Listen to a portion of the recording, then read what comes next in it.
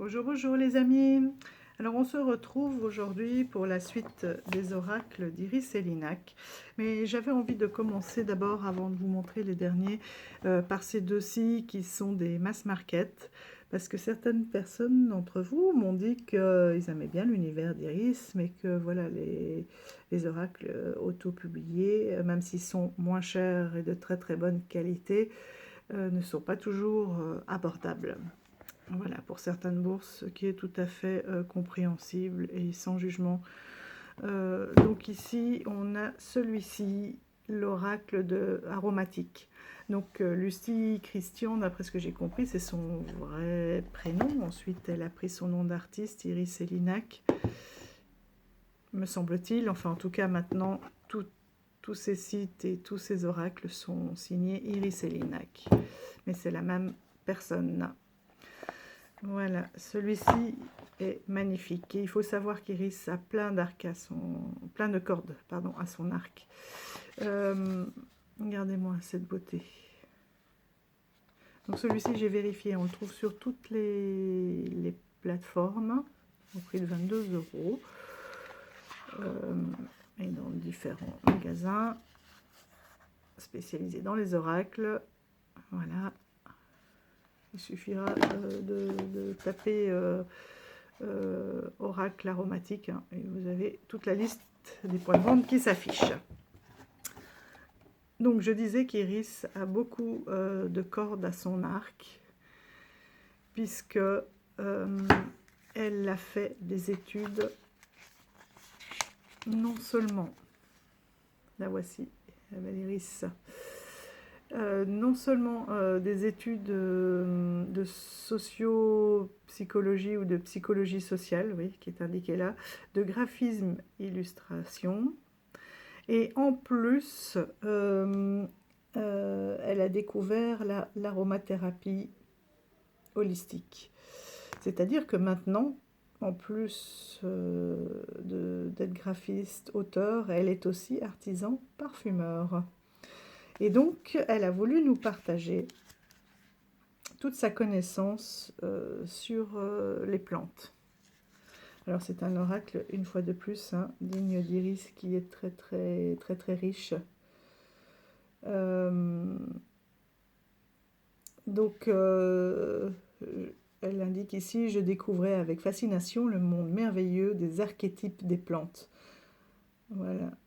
Et donc, elle nous les présente ici.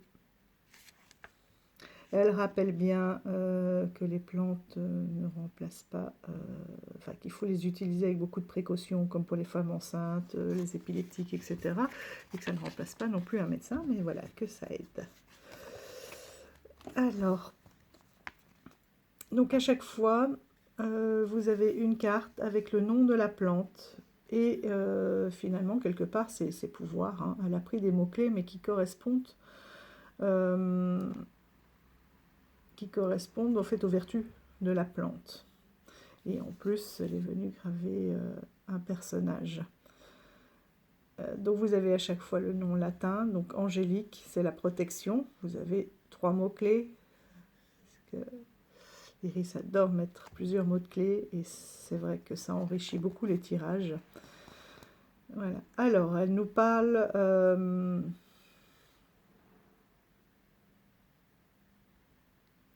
chaque fois, donc comme je vous disais, c'est associé à un personnage. Donc ici, c'est l'angélique avec justement l'ange, l'angélique.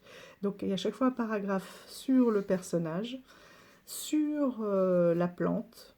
Vous avez toujours une petite citation, hein, qui sont très riches. Et puis la lecture. Ensuite, elle y associe, enfin, elle nous donne la couleur associée, la pierre associée et le chakra qui est associé à cette plante.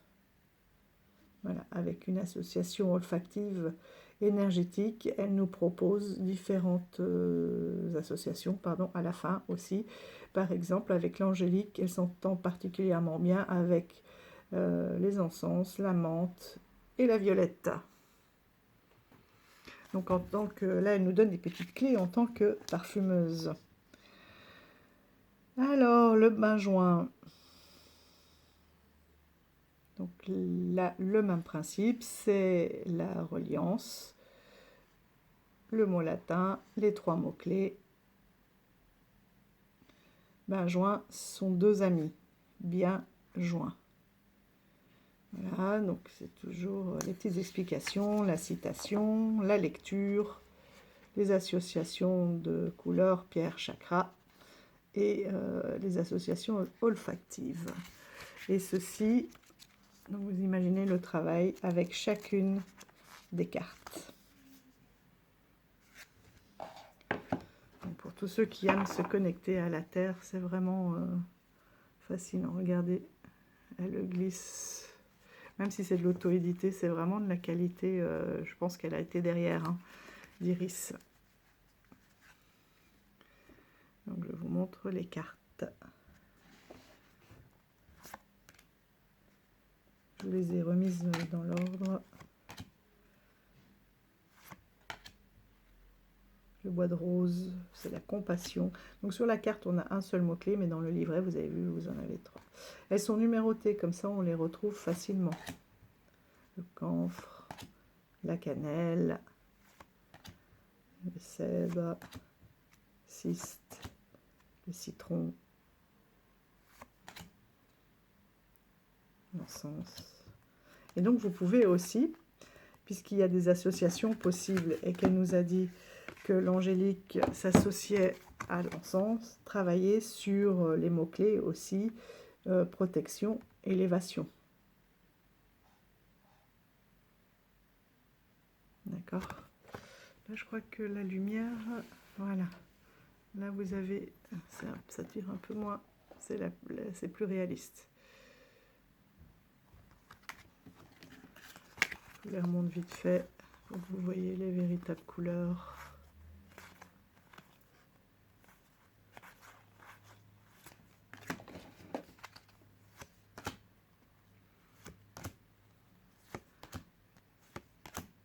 Donc soit vous pouvez tirer des cartes au hasard, soit vous pouvez aussi, si vous avez envie d'une plante ou que vous avez une odeur qui vous appelle, aller chercher la carte et voir, parce que voir ce qu'elle vous délivre comme message, parce qu'on peut, ça peut être aussi des synchronicités, hein, une odeur qui revient souvent, une plante sur laquelle vous tombez souvent, une envie de quelque chose. Bah, tiens, qu'est-ce que ça veut dire si on est à l'écoute de son corps aussi et de son ressenti.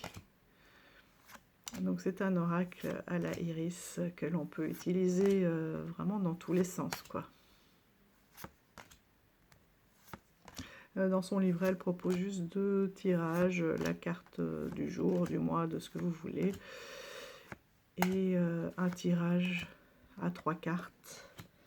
Et ce tirage à 3 cartes, c'est le cadeau, le potentiel et la guidance. Voilà. Avec, vous voyez la carte en pleine page.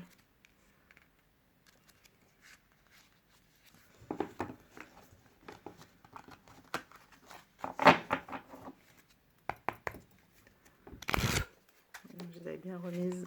Alors, dis-nous, petit oracle aromatique, quel est le message que tu as à délivrer? On va prendre la première. Romarin et rose.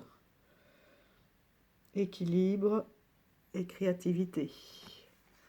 Probablement que pour trouver votre équilibre, que ce soit émotionnel ou spirituel, on vous demande, on vous propose de créer, de sortir tout ce que vous avez en vous.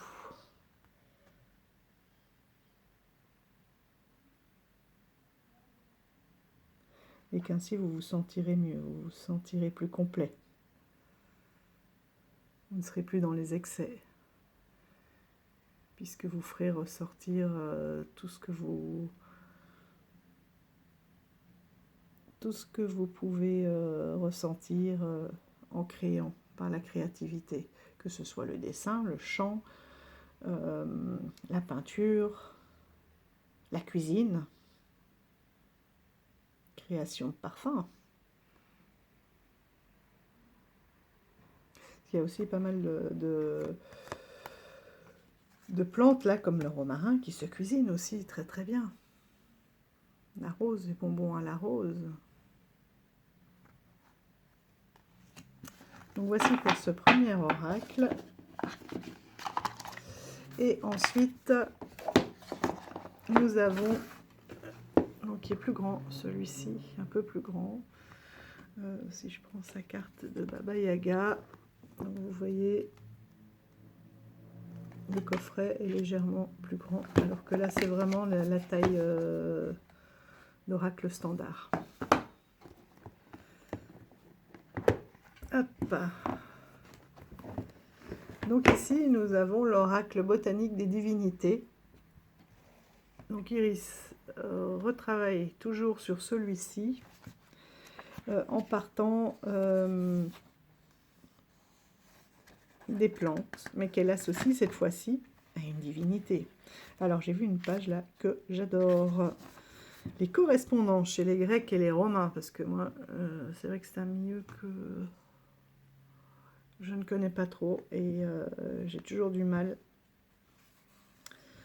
à les distinguer. Donc là, vous avez tous les correspondances entre les divinités grecques et les divinités romanes.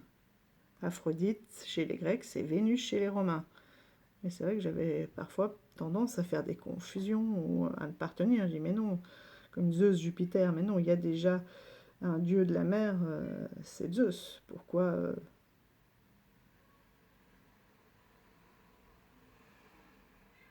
non, pas de la mer. Vous voyez? Bon, bref. Parce que Jupiter, alors il est où lui? Zeus, voilà. Dieu du ciel, hein, des éclairs et de la force. Fils des dieux Titan, Rhea et Chronos. C'est le frère d'Hadès, de Poséidon, voilà, c'est Poséidon, Démétrée, Hestia et Héra, qui l'épousa. Dieu de la foudre et roi des dieux, voilà. Donc pour chaque carte, vous avez la carte, cette fois-ci en noir et blanc, hein, qui sont numérotées, toujours, il y en a 40 ici. Mots-clés 3. Toujours une petite poésie ou un petit texte, un petit écrit. Et là, c'est Hérodote, un texte d'Hérodote, un extrait. Une explication, donc, justement, sur celui-ci. Ça fait pas longtemps que je l'ai, donc je suis en train... Enfin, je dois le travailler. Donc, une explication sur la divinité. Dans l'Antiquité aussi, comment ça se passait, en quoi on l'associait, etc.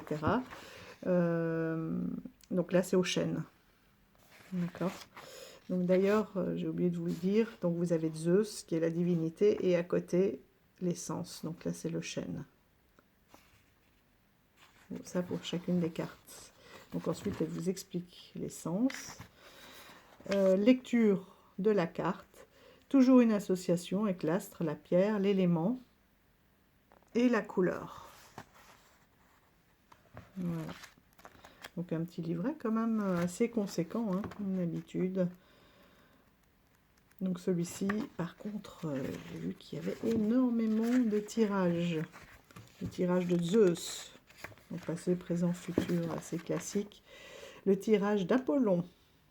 Le cadeau, le potentiel, la guidance, comme on a vu tout à l'heure dans l'oracle aromathérapie.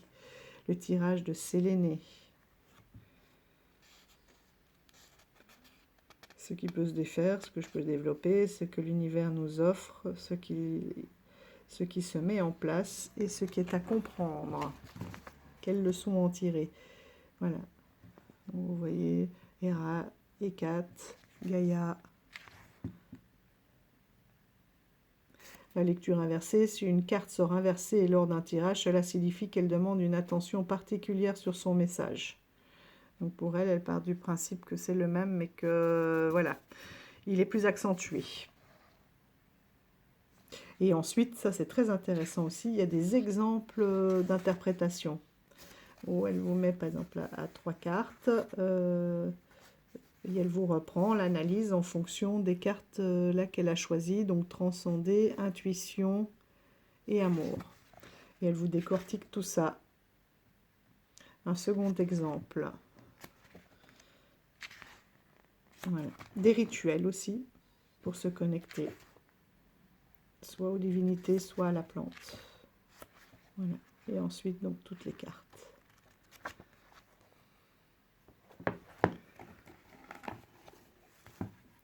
Le fond de la boîte, un bleu profond.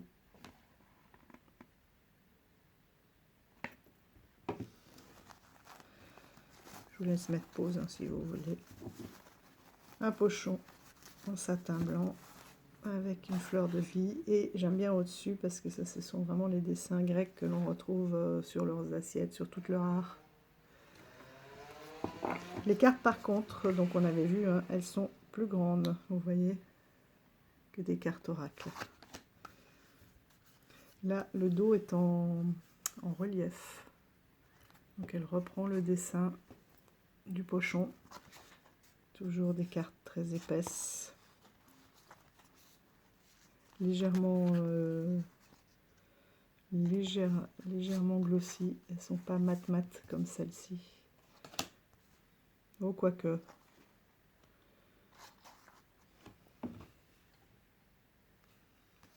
Je regarde à la lumière. Hein. Oui, c'est vrai. Non. Non, elles sont mat aussi, mais elles sont comme légèrement plastifiées, mais pas brillantes. Donc celui-ci, on trouve le bord doré, qui là ne me choque pas, parce que de toute façon, voilà, ça reprend vraiment le logo, la fleur de vie. Voilà, Achille, l'Achillée, vulnérabilité. Donc là, elle a vraiment associé finalement, parce que la vulnérabilité, c'est associé à Achille, hein, qui était tenu par le talon d'Achille, qui a été trempé, etc. Donc il était invincible, sauf à cet endroit-là, puisqu'il était tenu par le talon d'Achille quand il a été trempé dans ce remède qui le rendait immortel. Et donc la vertu aussi de l'Achillée, c'est la vulnérabilité. Donc elle a vraiment fait une recherche entre le caractère de la divinité et de la plante, le coin, avec Akontios, c'est l'engagement. Akanta, l'acanthe, protection.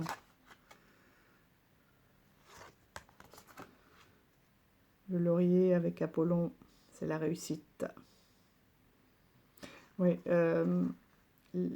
c'est aussi la représentation hein, que l'on peut, l'archétype en fait de la plante aussi, qu'elle utilise parfois. Artémis, l'armoise, indépendance. Athéna, l'olivier, la paix. Oui, elle a plutôt repris là, apparemment l'archétype des plantes, plutôt que l'essence même. Attis, le pain, la culpabilité.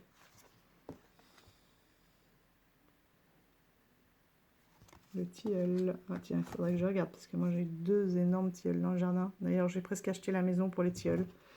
Je vais aller regarder celle-ci. L'opportunité. Avec l'aubépine, j'en ai plein aussi. Le bleuet, la résilience. L'héliotrope avec Cliti. La jalousie. Cupidon, la marjolaine. La romance. Déméter, le blé, l'abondance. Dionysos, la vigne, la réjouissance.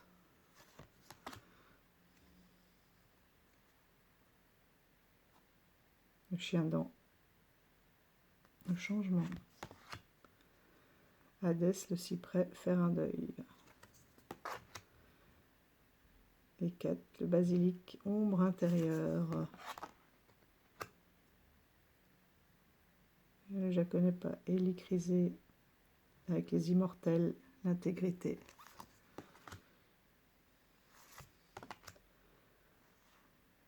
Le lys, prendre soin. Hermès, avec des potentis, le voyage. Iris avec les iris, bonne nouvelle. Isis, le lotus et la bénédiction. Les taureaux, le palmier, la renaissance. Le genévrier, ambivalence avec Médée. Le minotaure avec Mélilo, se libérer, sortir du labyrinthe. Et elles sont assez intuitives aussi. Hein. Minta avec la menthe, la rivalité. Mira avec la myrrhe, l'illusion. Narcisse avec la narcisse, idéalisation. Pan. Peter Pan. Pan, maintenant. C'est le roseau et la séduction. Alors Pan, Pan il est où? Son équivalent en romain.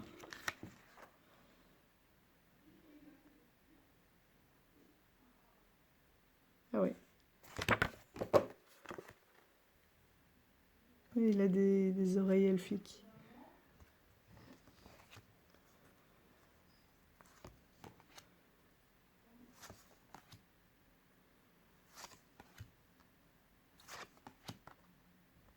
Ra, l'encens, transcendé. C'est l'aîné, la pivoine, l'intuition. J'adore. C'est ma fleur préférée, la pivoine. Le figuier, la tentation. J'adore aussi. Parce qu'en ayant vécu en Algérie, bah forcément, on en avait de partout. Et Zeus, le chêne, la justice. Et voilà. Et je ne sais pas si vous avez vu que l'arrière est légèrement étoilé. Voilà.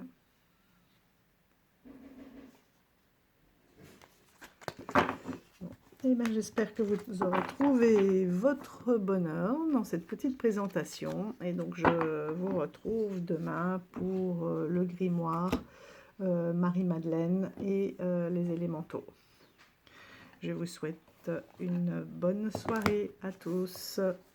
Et je vous dis à demain. N'oubliez pas, c'est la nuit de la nouvelle lune. Faites vos vœux ce soir. Remerciez-la bien. Et je vous dis à bientôt. Bye bye.